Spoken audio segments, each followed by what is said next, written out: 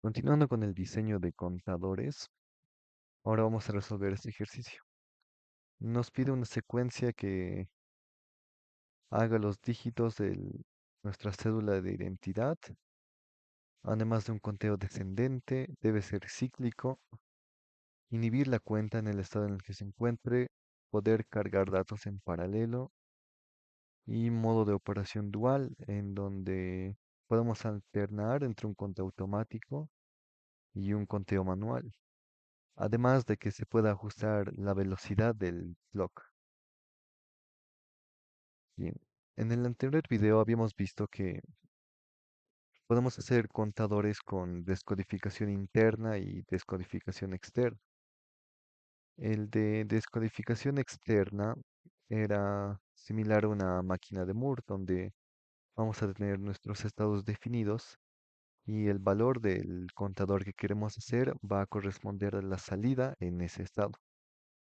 Por ejemplo, esta sería la secuencia que yo debería de hacer. 1, 2, 9, 9, 2, 1, 5, 4. Y como pedía que sea cíclico, una vez llegado al 4 debe volver al primer número.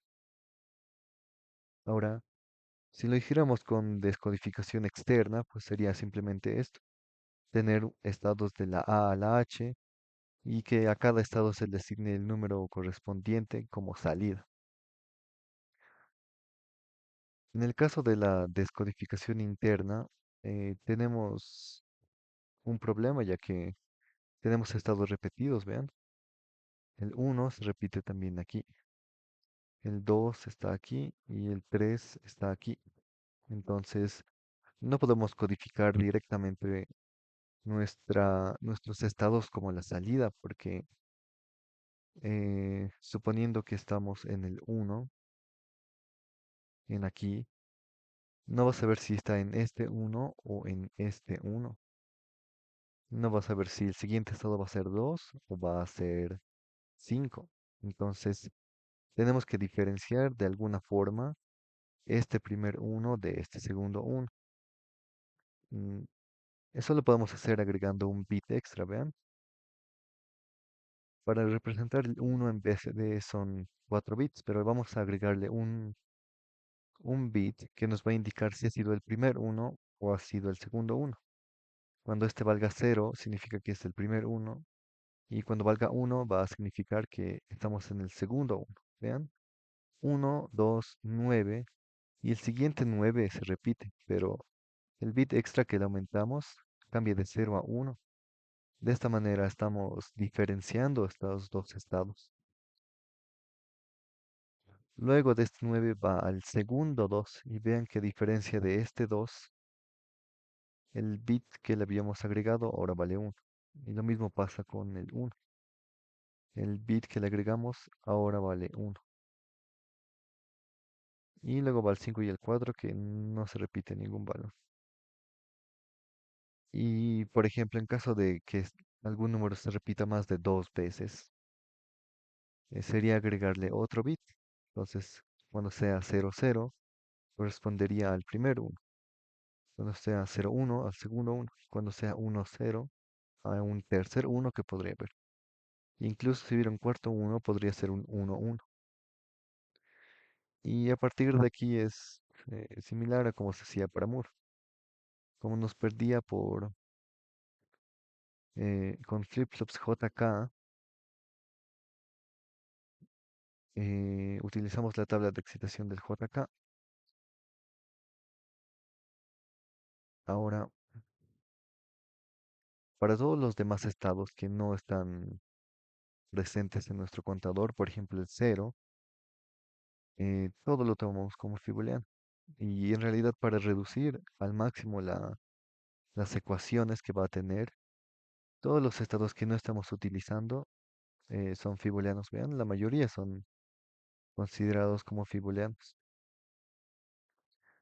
Y haciendo la síntesis obtenemos que estas son las ecuaciones tanto para los 4 flip-flops que vamos a utilizar. Para los 5 flip-flops, ya que son 4 si solamente tuviéramos valores BCD de 4 bits, pero como le estamos añadiendo un bit para diferenciar entre los valores que se están repitiendo. Vamos a utilizar 5 bits de estados, por lo tanto 5 flip-flops JK. En el circuito hasta ahora solamente tenemos el contador de nuestra secuencia y que también va a ir de manera cíclica. Vean que una vez iniciada la simulación, el primer valor que nos sale es cero, es decir, cero en la salida principal de todos los flip-flops. Como el primer número que debe de contar nuestra secuencia es uno, podemos configurar las entradas preset y set para que con una entrada extra en cualquier momento podamos ir a este primer valor. Como este valor es uno, entonces vamos a utilizar en el bit de menor una entrada reset que va a poner este flip-flop en uno, ¿ven? Con la entrada set. En cambio, para todos los demás, el valor que se debería de poner es cero. Entonces, ya no utilizamos el set, sino el reset para cada otro de los flip-flops. Si, por ejemplo, nuestra secuencia comenzara con 9, aquí debería ir un 1, que corresponde al set. En aquí va un 0 que corresponde al reset. Aquí va un 0 que corresponde al reset. Y aquí vendría un 1 que correspondería al set. Entonces, de esta manera, en cualquier estado en el que estemos, podemos, con esta entrada de reset, llevarlo directamente al primer valor. Y ahí está. Pero en mi caso, el primer valor es 1, entonces con el reset voy directamente a 1. El siguiente valor es 2. El siguiente es 9. Ahora, el siguiente también es 9, pero es un 9 distinto de este, ya que se repiten dos 9 seguidos. Entonces, el siguiente valor ha cambiado este bit que nos ayuda a diferenciar el primer 9 del segundo 9. Luego viene otra vez un segundo 2. Vean que es 2 y con un bit extra. Ahora el siguiente valor va a ser un 1, pero este ya es el segundo 1. Y igual va a tener en este bit que habíamos agregado un valor de 1, diferenciando el primer 1 del segundo 1. Luego viene el 5 y finalmente el 4. Y ya que he terminado la secuencia, debo volver al primer valor. 1, 2, 9, 9, 2, 1, 5, 4. Hasta aquí tenemos la secuencia que sea cíclica y simplemente eso. Ahora vamos a hacer la parte de inhibir la cuenta y además la carga de datos en paralelo. Para poder hacer la parte de inhibir la cuenta en el estado que se encuentre es simplemente un AND. ¿Vean? El inhibir puede ser activo a nivel alto o activo a nivel bajo. En mi caso lo voy a hacer activo a nivel alto, entonces necesitaría una compuerta AND. El clock solamente va a funcionar cuando inhibir valga 1 y haya recibido un pulso de clock, vean. Caso contrario, si inhibir vale 0, entonces el clock no va a funcionar. Ahora, para la carga de datos en paralelo, vamos a utilizar las entradas de set y reset del flip-flop. Por todos los flip-flops, vean, ya que son activos a nivel bajo, eh, hay que considerar esto junto con nuestra entrada reset que habíamos puesto al principio, además de una entrada load, que esta va a ser la señal que cuando valga 0, que es activo a nivel bajo, va a decirle que cargue a los flip-flops este valor de aquí. Ahora, esta forma de carga que vamos a hacer funciona para todos los tipos de flip-flops que hay, JK, D, Z resets, un flip-flop T podría ser también. Entonces tenemos que hacer el análisis para estas entradas de set y reset. Entonces, ¿cuáles son los valores que deberíamos de considerar para hacer esta carga o no? Inicialmente, nuestra entrada del load, que una vez reciba este pulso, tiene que cargar el valor que está aquí a los flip-flops. La segunda variable que vamos a considerar son los bits de entrada para cada flip-flop, que este sería para el de menor peso, para el siguiente y para el siguiente. Y finalmente, habíamos tenido una entrada de reset que habíamos puesto al principio para poder ir en el que estado en el que estemos al primer valor del contador. Entonces, estos son los tres valores que debemos de considerar para nuestras entradas reset y set. Ahora, para el primer flip-flop habíamos dicho que nuestro reset iba a ir conectado al set, porque lo que queríamos poner era que el primer bit sea un 1. Entonces, con este reset hacíamos que la salida se ponga en 1. En cambio, para los demás flip-flops queríamos que valga 0. Entonces, tenemos que poner este reset en la entrada de reset del flip-flop. Ahora, ¿cuál va a ser el análisis de aquí? Tenemos las tres variables, vean.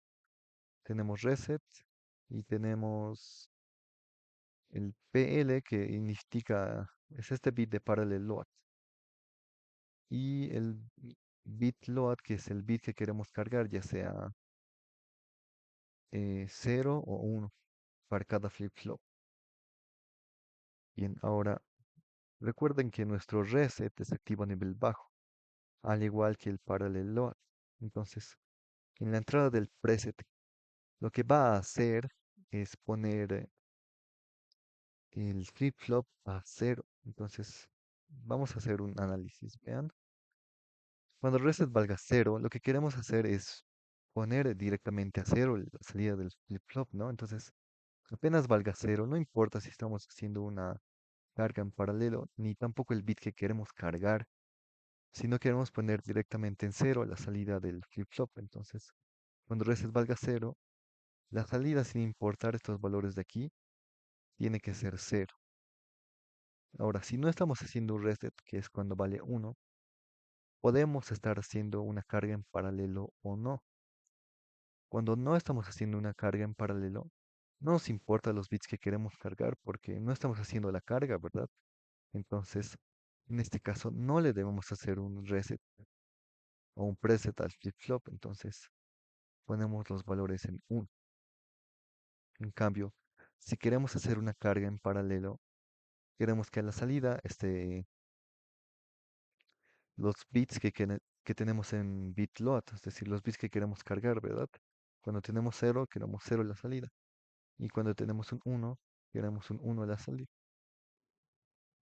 Esto sería lo que tenemos que poner a la entrada de nuestro preset o de nuestro set en cada flip-flop. Y obteniendo la ecuación de las tres entradas y un único bit de salida, tenemos que esto es la ecuación de salida. Reset and bit load o la carga en paralelo. Vean, aquí está. Reset and bit load y la carga en paralelo. Ahora, esto es solamente para la entrada del set, porque aquí teníamos conectado un reset, pero en cambio en la entrada del preset no teníamos conectado el reset, sino no lo utilizábamos, por eso iba directamente a 5 voltios. Aquí tenemos que hacer el mismo análisis, pero sin el reset.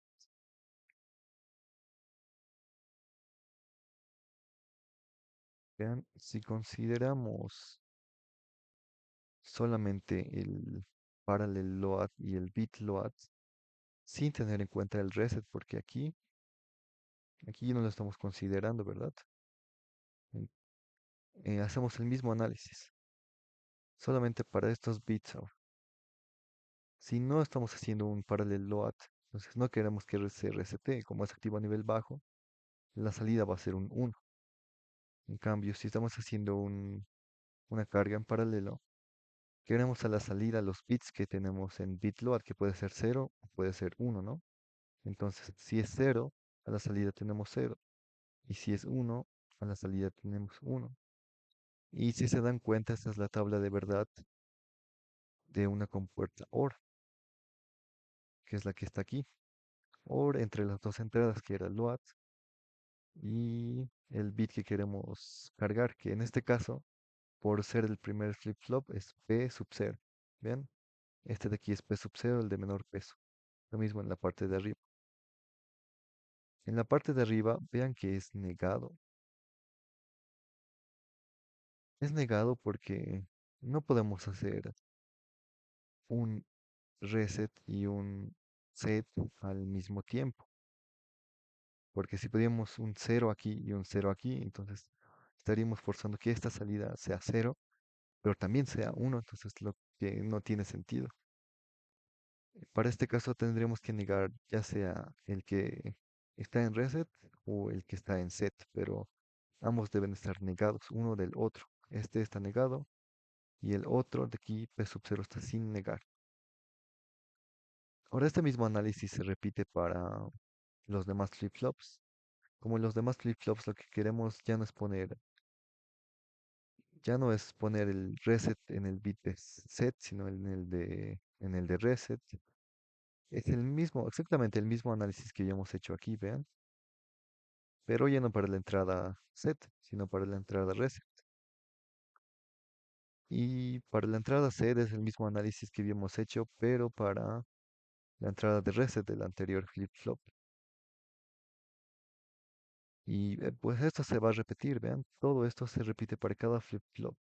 Entonces de esta manera podemos hacer la carga en paralelo y además estaríamos considerando nuestra entrada de reset adicional.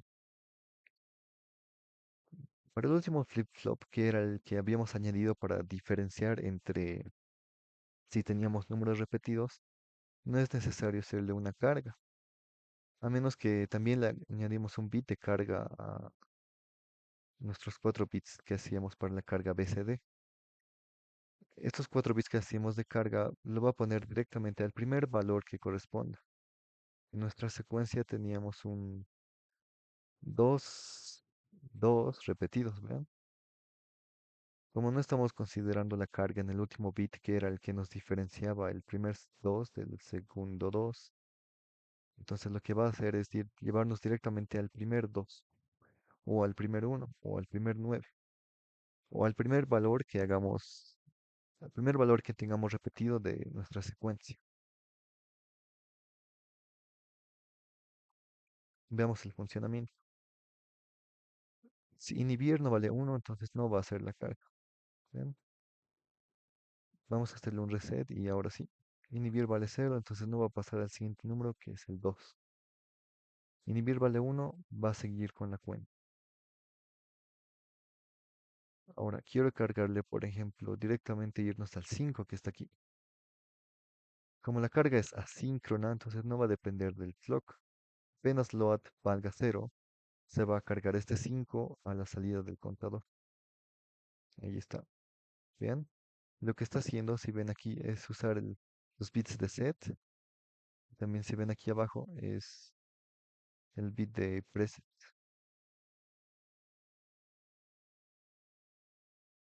Podemos hacerle otro load y seguir con la carga a partir de ese número, vean.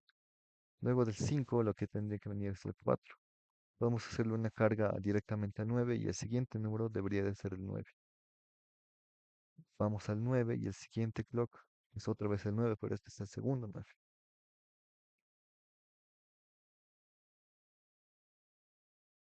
Ahora lo único que nos falta es el clock que nos pedía que sea de operación dual. Uno sea un conteo automático que está controlado por un reloj externo y otro de conteo manual. Además de un control de velocidad para el clock automático. En toda esa parte del diseño sigue siendo lo mismo que habíamos hecho anteriormente. Las entradas igual. La de inhibir, clock, el reset, la del load y los valores del load. Ahora, para hacer el clock automático y manual, podemos utilizar para el automático un astable utilizando el 555. Hay muchísimas configuraciones para hacer astables con el 555. Incluso no solamente con este componente, sino se lo podría hacer con transistores, con algún tipo de oscilador o también con amplificadores operacionales. Entonces, para el astable, Podemos utilizar cualquier diseño de nuestra preferencia. En mi caso, yo voy a utilizar el 555, ya que hay muchísimas configuraciones para estar utilizando este integrado. Y tenemos que tener en cuenta lo de la frecuencia variable. Entonces, ya teniendo la ecuación de la frecuencia de salida, vemos que está en base a dos resistencias, R1 y R2, y al capacitor, ¿no? Entonces podemos reemplazar cualquiera de estas dos por un potenciómetro. Y de esta manera ya tendríamos una estable, podría ser nuestro reloj de frecuencia variable. La salida está en el pin 3, entonces vamos a ver solamente las tablas. Vean que con el potenciómetro podemos aumentar o disminuir la frecuencia en la que está. Ahí la estoy disminuyendo. Esto para el clock estable, que es de manera automática y tiene una frecuencia variable. Para el clock manual podemos utilizar un bistable o un mono estable. Yo voy a utilizar un mono estable igualmente con el 555. Lo bueno de utilizar el 555 es que este mono estable ya es antirrebotes, entonces no hay necesidad de utilizar un antirrebotes extra, por ejemplo, con algunas compuertas NAND o utilizar algún integrado antirrebotes. Vean, apenas el botón se presione, el antirrebotes funciona.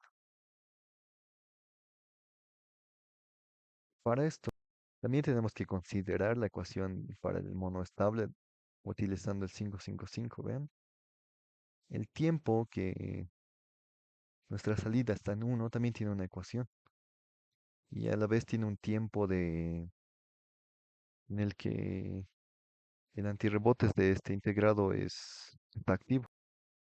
Hasta aquí ya tendremos nuestro clock manual y automático. Para juntar ambos, podemos añadir un bit de selección y conectarlo a un MUX. Entonces, de esta manera podemos alternar ya sea entre el automático y el manual. Aquí habría un problema.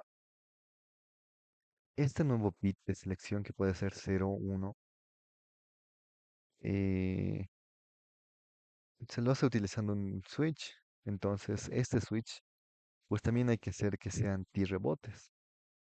Pero podemos hacer un antirrebotes solamente para ese switch utilizando el 555 también.